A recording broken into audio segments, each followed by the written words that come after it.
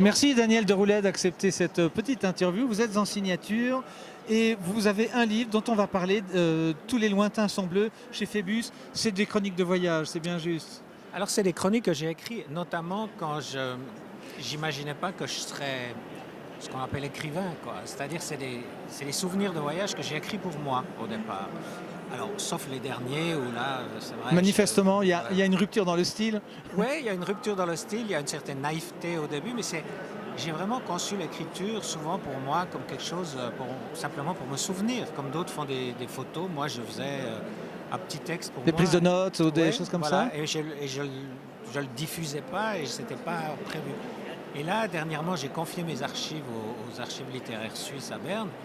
Et c'est là-dedans que j'ai redécouvert certains textes j'en ai fait un livre qui s'appelle Tous les lointains sont bleus. Le titre vient de Léonard de Vinci, qui dans sa peinture, et c'est vrai, on peut le constater, disait Tous mes lointains sont bleus. Voilà. En plaisantant tout à l'heure, Ouais. je vous disais, vous êtes un auteur engagé. Moi, j'ai appris à vous connaître en lisant le silence des abeilles. Non, c'est pas le silence Oui, des le abeilles. silence Si, le des silence des abeilles. abeilles. Ouais. Et puis le bouquin sur Fukushima qui a été Ouais. écrit à vif. Pourquoi vous avez ce concernement sur les activités des hommes et leurs enjeux et les conséquences potentielles?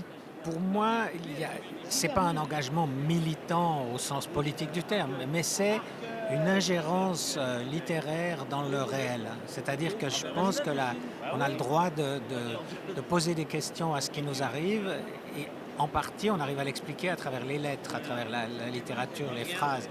Et voilà, je ne fais pas plus que ça. Alors, c'est vrai, souvent on dit, ah, tu es un auteur engagé. Moi, je pratique, je dirais même, un dégagement engagé, c'est-à-dire une certaine distance, mais qui reste engagée. Voilà. Vous êtes architecte de formation et est-ce que vous avez réussi comment dire, oui, oui, à plier, à faire plier pour vous cette maxime que vous dites dans vos métiers que le beau et l'utile et le fonctionnel, ça marche pas ensemble? Alors, c'est vrai que l'architecture, j'ai gardé des mauvaises habitudes. Par exemple, je suis quelqu'un qui fait un plan avant de commencer un livre. Ah oui. Alors que voilà, tous mes collègues disent on ne fait pas un plan, on se laisse tirer par les personnages, quoi. On se laisse. Mais On vous avez écrit. besoin de fondation, vous. Voilà, et ben j'ai besoin de fondation, exactement, vous l'avez dit. Et j'ai besoin de partir du général pour aller au particulier, c'est-à-dire de savoir voir la maison de loin et après dessiner la porte, mais pas commencer par dessiner la porte et ensuite faire une maison là autour. Est-ce que vous avez changé de point de vue, dernière question, sur l'humanité à travers ces lointains qui sont bleus, pour autant que vous alliez chercher le bleu? Est-ce que vous avez vu que vous avez avancé dans les années petit à petit et que les choses changent?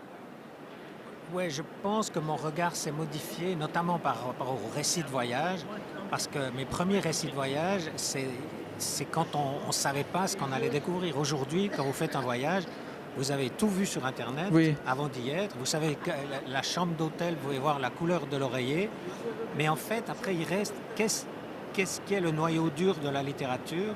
Et ça reste un problème pour moi. Et j'aime bien quand même aller sur place et ne pas raconter des histoires de voyage depuis mon fauteuil, quoi. Merci Daniel Je Deroulet, vous en bon prie. salon. Nous on se retrouve comme ça jusqu'à demain, hein. Merci beaucoup.